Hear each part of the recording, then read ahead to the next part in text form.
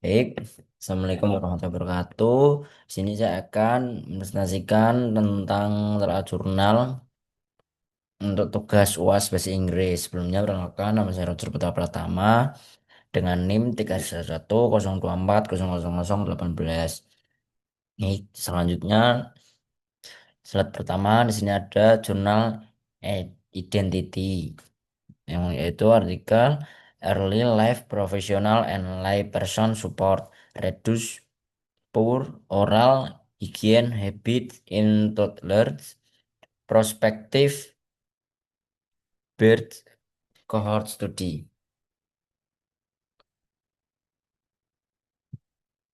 Selanjutnya di sini ada Identity Centered Research atau pertanyaan-pertanyaannya di sini ada 7. Nah, pertanyaan pertama yaitu what are the subject and object of the research in this journal?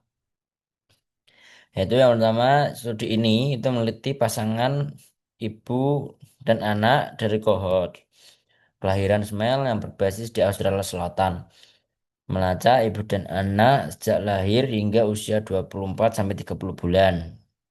Studi ini berfokus pada perilaku kesehatan mulut balita seperti penggunaan botol susu dan minuman manis sebelum tidur dan kurangnya menjaga gigi sebelum tidur yang dipengaruhi oleh faktor-faktor awal seperti kunjungan ke dokter gigi dan dukungan dari masyarakat awam.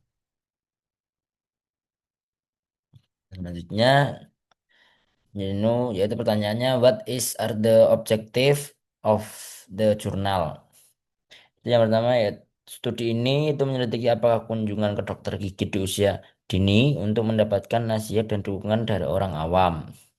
2 tahun pertama, mengurangi perilaku kesehatan mulut balita yang tidak menguntungkan seperti pemberian susu dan minuman manis sebelum tidur dan melewatkan menyikat gigi sebelum tidur dengan menggunakan data cohort Smile untuk menyoroti peran perawatan pencegahan. Next, selanjutnya bertiga yaitu what is are the research question of the journal.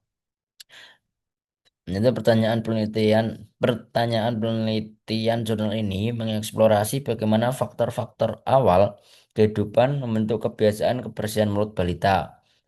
Penelitian ini menilai apakah kunjungan ke dokter gigi untuk mendapatkan nasihat pada 2 tahun pertama kehidupan anak berkaitan dengan berkurangnya kemungkinan pemberian susu botol sebelum tidur dan meningkatnya kemungkinan ibu menyikat gigi di malam hari. Penelitian ini juga menyelidiki apakah dukungan dari masyarakat awam di masa kanak-kanak mendorong praktik kesehatan mulut yang lebih baik dengan mempertimbangkan status sosial ekonomi dan karakteristik ibu.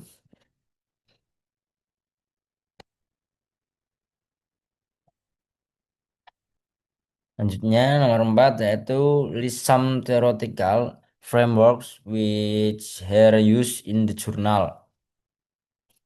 Itu jurnal ini menggunakan model teoritis dari perspektif siklus hidup dan determinan sosial kesehatan bersamaan dengan pendekatan faktor risiko umum dalam kesehatan mulut. Model-model ini membingkai perilaku oral balita sebagai hasil dari kondisi awal, dukungan keluarga, dan pengaruh sosioekonomi di luar sekadar keputusan pribadi.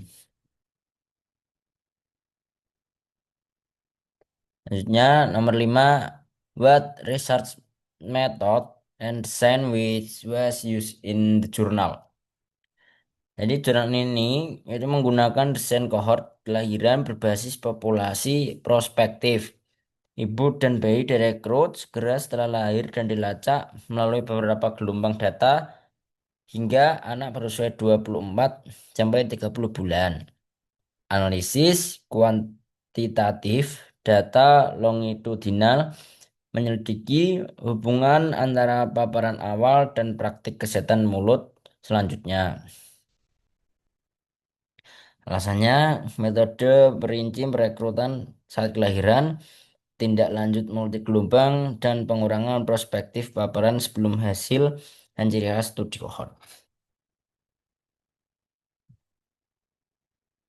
Selanjutnya nomor 6 yaitu what research instrument which was were used in the journal. Jadi studi ini menggunakan kuesioner struktur untuk orang tua pada gelombang awal dan gelombang lanjut.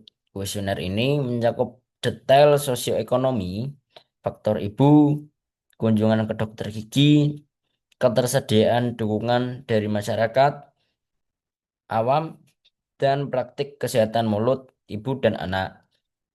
Hasil utama berasal dari gelombang kelima, itu paparan dari gelombang sebelumnya. Alasannya yaitu metode menentukan kuesioner melalui tatap muka, daring, kertas, telepon, secara konsisten, merinci penggunaannya untuk hasil, paparan, dan faktor pengganggu.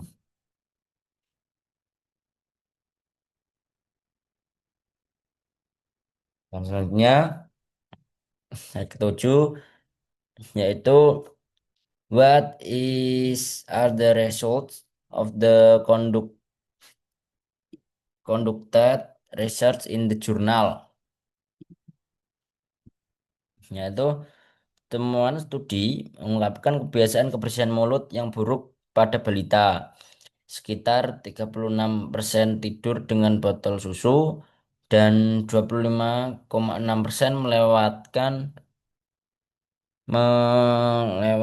menyikat gigi sebelum tidur. Hanya sekitar 29% yang melakukan kunjungan konsultasi gigi dini. Meskipun sebagian besar ibu mendapatkan dukungan dari orang awam. Regresi multivariabel mengaitkan tidak adanya kunjungan dini dengan peluang yang lebih tinggi untuk kedua perilaku tersebut. Jadi, kurangnya dukungan dari orang awam itu bisa meningkatkan resiko pemberian botol susu sebelum tidur. Alasannya yaitu tabel 1 melaporkan prevalensi, tabel 2 dan 3 itu menunjukkan asosiasi melalui rasio prevalensi yang disesuaikan dengan hasil signifikan dalam teks yang mendukung kesimpulan penulis.